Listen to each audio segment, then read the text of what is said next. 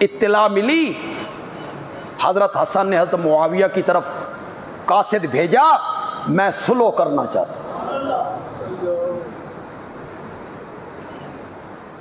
کس نقطے پر؟ کہ اگر خلافت تیرا حق ہے تو تجھے مل جائے گا، اور اگر خلافت میرا حق ہے تو میں اپنی خوشی سے اپنا حق تیرے حوالے کروں۔ اعوذ باللہ من الشیطان الرجیم، بسم اللہ الرحمن الرحیم۔ محترم ناظرین، امام حسن علیہ السلام کی صلح کے متعلق کئی ایک دھوکے دیے جاتے ہیں، اور اپنے انداز کے ساتھ، اپنے طریقہ کار کے ساتھ لوگوں کو مطمئن کیا جاتا ہے کہ جی امام حسن علیہ السلام نے امیر شام کے ہاتھ پر بیعت کر دی۔ اللہ کے نبی صلی اللہ علیہ وآلہ وسلم اپنی زندگی میں اپنے اس بیٹے امام حسن علیہ السلام کے متعلق فرما کے گئے، ان ابنی ھذا سید، یہ میرا بیٹا سید ہے، یہ میرا بیٹا سردار ہے، اور یہ مسلمانوں کی دو عظیم جماعتوں کے درمیان صلح کروائے گا۔ اب یہاں پر جو صلح حسن کے متعلق کئی ایک باتیں بیان کی جاتی ہیں، عوام کو بتلائی جاتی ہیں، لوگوں کو بتلائی جاتی ہیں کہ حضرت امام حسن علیہ السلام نے امیر شام کے ہاتھ پر بیعت کر دی۔ بیعت کا لفظ بولا جاتا ہے، لیکن اللہ کے نبی صلی اللہ علیہ وآلہ وسلم کے حدیث کے جو الفاظ ہیں کہ اللہ کے نبی نے فرمایا کہ دو مسلمانوں کی عظیم جماعتوں کے درمیان صلح کروائے گا، صلح کے لفظ ہیں، بیعت کے لفظ نہیں ہے۔ تو دھوکہ یہ دیا جاتا ہے کہ حضرت امام حسن نے ان کے ہاتھ پر بیعت کر دی، ان کو افضل مانا، ان کو بہتر مانا، اور خود سے ان کو زیادہ جو ہے تجربہ کار مانا اور بہتر مانا کہ یہ مجھ سے بہتر ہیں، یہ صحیح انداز کے ساتھ، اور اس جو ہے مسند کا، اس حکومت کا حق ان کا ہے، اس لیے انہوں نے امیر شام کے ہاتھ پر بیعت کر دی، اور یہ معاملہ چلتا رہا۔ اب عام عوام کو یہ بتلایا جاتا ہے، لیکن اصل جو بات ہے اور جو حقیقت ہے اس سے آشنا نہیں کیا جاتا، وہ بات نہیں بتلائی جاتی۔ آپ کے سامنے اصل بات جو حقیقت ہے وہ میں بیان کرنا چاہتا ہوں کہ اللہ کے پیغمبر صلی اللہ علیہ وآلہ وسلم کے اس پیارے نواسے نے، امام حسن نے امیر شام کے ہاتھ پر جو بیعت کی ہے، اس کا مقصد کیا تھا، کس وجہ سے آپ نے بیعت کی۔ ناظرین، میں آپ کو بتلانا چاہتا ہوں کہ حضرت امام حسن المجتبیٰ علیہ السلام نے جو صلح کی ہے، صلح حسن، امیر شام کے ساتھ جو صلح کی ہے، کس وجہ سے اور کس مقصد کے لیے اور کن حالات کو دیکھتے ہوئے آپ نے یہ قدم اٹھایا اور آپ نے صلح کی۔ اور اللہ کے نبی صلی اللہ علیہ وآلہ وسلم اپنی زبان سے یہ پہلے ہی بتا گئے تھے کہ یہ میرا بیٹا دو عظیم مسلمانوں کی دو عظیم جماعتوں کے درمیان یہ صلح کروائے گا۔ اب اگر ناصبین کی ان باتوں پر اعتماد کر لیا جائے اور مان لی جائے کہ حضرت امام حسن نے اس لیے بیعت کی کہ ان کو آپ خود سے افضل مانتے ہیں، اس لیے ان کے ہاتھ پر بیعت کر دی، صلح کر دی کہ یہ مجھ سے افضل ہے، یہ مجھ سے بہتر طریقے سے کے ساتھ حکومت چلائیں گے، تو اللہ کے نبی صلی اللہ علیہ وآلہ وسلم کی کئی ایک احادیث کا انکار ہوتا ہے، کئی ایک احادیث نبویہ کو صلی اللہ علیہ وآلہ وسلم ان کو آپ سائڈ پر رکھیں گے تو پھر آپ اس بات کو سچ ثابت کر سکتے ہیں۔ کس طرح؟ اللہ کے نبی علیہ وآلہ وسلم نے فرمایا، مثل اہل بیتی کا مثل سفینۃ نوح،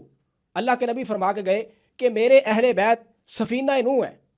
جس طرح کہ حضرت نوح علیہ السلام کی کشتی جو ایمان والوں کو خود میں سوار کر کے ان کو پار کروا گئی اور ان کو راہ نجات عطا ہو گئی جو اس میں سوار ہو گیا، اسی طرح جو میرے اہل بیت ہیں وہ بھی سفینہ نوح ہے، سفینہ نوح کی طرح ہے۔ اب جو میرے اہل بیت کے ساتھ جڑ جائے گا، جو میرے اہل بیت سے محبت کرے گا، جو ان کے پیچھے چلے گا، جو ان کے قدموں پر قدم رکھتے ہوئے اپنی زندگی کو گزارے گا اور اپنی زندگی کے آخری لمحات تک ان کے پیچھے چلے گا، ان کی پیروی اتباع کرے گا، وہ کامیاب ہو جائے گا، اور جو ان سے پیچھے ہٹ جائے گا وہ ناکام ہو جائے گا۔ اور اسی طرح اللہ کے نبی صلی اللہ علیہ وآلہ وسلم کی ایک اور حدیث کہ اللہ کے نبی نے فرمایا کہ دو چیزیں تم میں چھوڑے جا رہا ہوں، ایک قرآن کریم ہے اور دوسرے میرے اہل بیت ہیں۔ اب اللہ کے نبی صلی اللہ علیہ وآلہ وسلم اپنے جانے کے بعد اہل بیت اطہار علیہم السلام ہمارے درمیان چھوڑ کے جا رہے ہیں کہ ان کی اتباع کرنی، ان کے پیچھے چلنا ہے۔ اہل بیت چھوڑے جانے کا مقصد کیا ہے؟ اللہ کے نبی فرما رہے ہیں کہ میں ان کو چھوڑ کے جا رہا ہوں میرے بعد، اب مقصد یہ ہے کہ ان کے پیچھے چلنا ہے، ان کی اتباع کرنی ہے، صرف ان سے محبت نہیں کرنی، محض ان سے محبت نہیں کرنی۔ محبت کا مقصد یہ ہے، اتباع ہے، اتباع کرنی ہے، پیروی کرنی ہے۔ یہ نہیں ہے کہ صرف محبت کے دعوے کرتے رہنا ہے، ان کے پیچھے نہیں چلنا، ان کی بات نہیں ماننی، بلکہ اپنے ہاتھ پر ان کی بیعت لینی ہے، نہیں، ان کے ہاتھ پر بیعت کرنی ہے، ان کے پیچھے چلنا ہے اور ان کی قیادت و سعادت میں اپنی زندگی کو گزارنا ہے۔ اللہ کے نبی فرما کے گئے۔ خدا تعالیٰ نے فرمایا قل لا اسألکم علیہ اجرا الا المودۃ فی القربى، اللہ نے جن کی محبت اور جن کی مودت کو ہر مسلمان پر اور ہر ایماندار پر فرض کیا ہے، لازمی کیا ہے، فرض کیا ہے، لازمی قرار دیا ہے، وہ اہل بیت اطہار علیہم السلام، آپ کی آل اور آپ کا گھرانہ ہے۔ آپ کے گھرانے کی محبت اور مودت، اتباع، پیروی ہر مسلمان پر فرض ہے۔ اب یہ نہیں ہے کہ اہل بیت کو اپنے پیچھے لگانا ہے، بلکہ اہل بیت کے پیچھے چلنا ہے، ان کے قدموں پہ قدم رکھ کے چلنا ہے، اللہ کے نبی فرما کے گئے ہیں۔ اسی طرح اللہ کے نبی علیہ وآلہ وسلم کی کئی ایک احادیث ہیں، آپ نے فرمایا کہ جو ان سے محبت کرے گا وہ مجھ سے محبت کرے گا، جو ان سے بغض رکھے گا وہ مجھ سے بغض رکھے گا۔ یہ تمام چیزیں اللہ کے نبی واضح کر کے گئے ہیں، فرما کے گئے ہیں۔ تو آپ کے سامنے میں حضرت امام حسن علیہ السلام کی صلح کا مقصد اور آپ نے جس مقصد کے لیے امیر شام کے ساتھ صلح کی وہ مقصد بیان کرنا چاہتا ہوں۔ میں بتا چکا ہوں اگر ناصبین کی ان دھوکوں کو، ان باتوں کو سچا مان لیا جائے تو پھر اللہ کے نبی علیہ وآلہ وسلم کی اتنی ساری احادیث کا انکار ہوتا ہے۔ تو حضرت امام حسن نے